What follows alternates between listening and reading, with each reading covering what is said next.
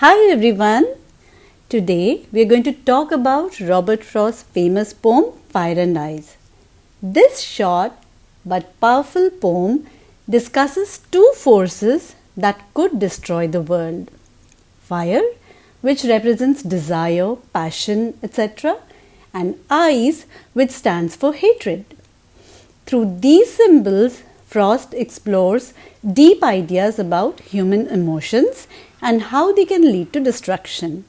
Stay tuned as we dive deeper into the meaning, literary devices, important questions. So here in this video, I am here to give you all the literary devices that can be asked for your board exams 2024-2025. Now, after this, I have other videos also wherein you have general MCQs, very short question answers, you have extract based questions and long answer questions. So the videos will be uploaded shortly. Today, I have brought for you the literary devices MCQs, which will certainly help you understand the poem better. So stay tuned, do like, save, share and subscribe to my channel for more such videos. Thank you. Question 1. Which literary device is used in the line, "Some say the world will end in fire, some say in ice"? The answer is C. Repetition. The word "some" is repeated in the lines. The next question number 2. The phrases fire and ice in the poem are examples of symbolism. Fire and ice both are symbols in the poem. Fire symbolizes desire or passion, while ice symbolizes hatred or cold difference. Question number 3. What literary device is present in "From what I've tasted of desire"? It is metaphor. The phrase "from what I've tasted of desire" metaphorically compares the experience of desire to tasting, which connects a physical sensation to an emotional experience. Now, the next question 4. The line "I hold with those who favor fire" contains an example of alliteration. Now, the repetition of the sound F, the consonant F, favor, fire, it is repeated. This is an example of alliteration. Question number 5. In the line, "But if it had to perish twice," which literary device is used? It is hyperbole. The phrase "but if it had to perish twice" is hyperbolic. The idea of the world perishing twice is an exaggeration, not possible at all. The next question 6. The contrast between fire and ice is an example of which literary device? This is juxtaposition. So fire and ice are placed side by side to highlight their contrasting nature. This juxtaposition shows the opposition between two extreme forces, desire and hate. Now, question number 7. The entire poem revolves around contrasting fire and ice, which is an example of antithesis. Now, antithesis occurs when contrasting ideas are expressed within the same sentence or close proximity. Fire and ice both represent opposite extremes of human emotions, which are desire and hate.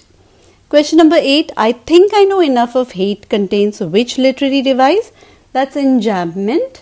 And enjambment occurs when a line flows into the next without a break. In I think I know enough of hate, to say that for destruction ice, the thought continues on to the next line without a pause. The next question number 9. Which literary device is employed in the line to say that for destruction ice, that is personification? To say that for destruction ice is given human characteristics, the ability to destroy, which is an example of personification. The next question 10. The structure of the poem where each line flows into the next without a break is called enjambment, as we have discussed already. Question number 11. The repetition of the sound S in "Some Say the World" is an example of alliteration. The sound of S is repeated. Question number 12. To say that for destruction ice is also great and would suffice is an example of which literary device?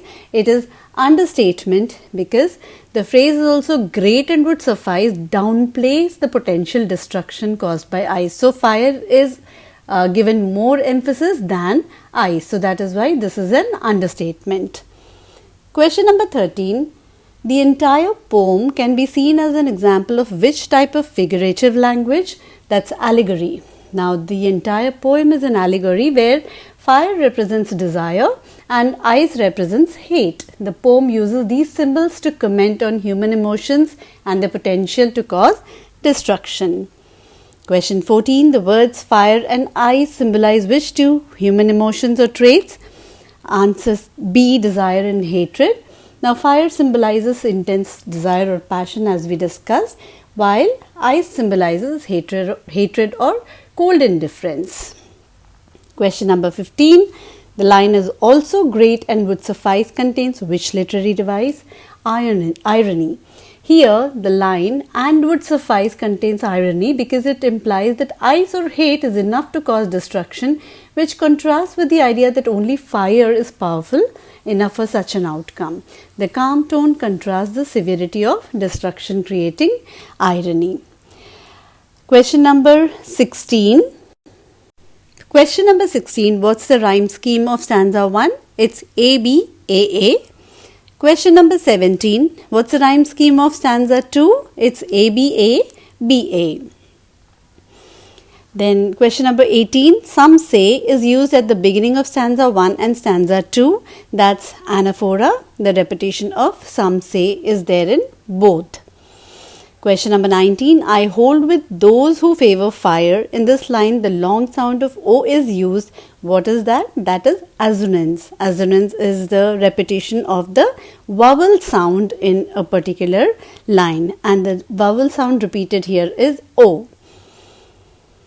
Question 20. From what I have tasted of desire, I hold with those who favor fire. Which poetic device is used? It's enjambment. There is no punctuation and the idea flows into the next line.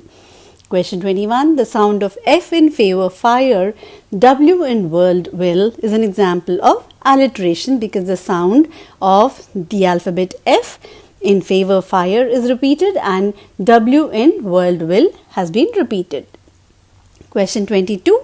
Some say the world will end in fire. To say that for destruction, ice is also great as an example of imagery. You can vividly imagine, imagine, the world being ended by fire or ice. So you can see that in front of your eyes. Now 23, the poet dash fire and ice by giving them mind and power to destroy anything personified. So he gives them human-like qualities. Question 24, fire is the symbol of desire and ice symbolizes hatred as we have already discussed earlier. Question 25, the poet of this poem is Robert Frost, as you all know. Hope this video helped. Thank you so much. Stay tuned for more videos, and I'm coming up with the normal MCQs from the poem Fire and Ice. Also, I'll be coming up with very short question answers and extract based questions too. Hopefully, I'll be coming up with line by line explanation also. So stay tuned. Do like, save, share and subscribe to my channel. Thank you.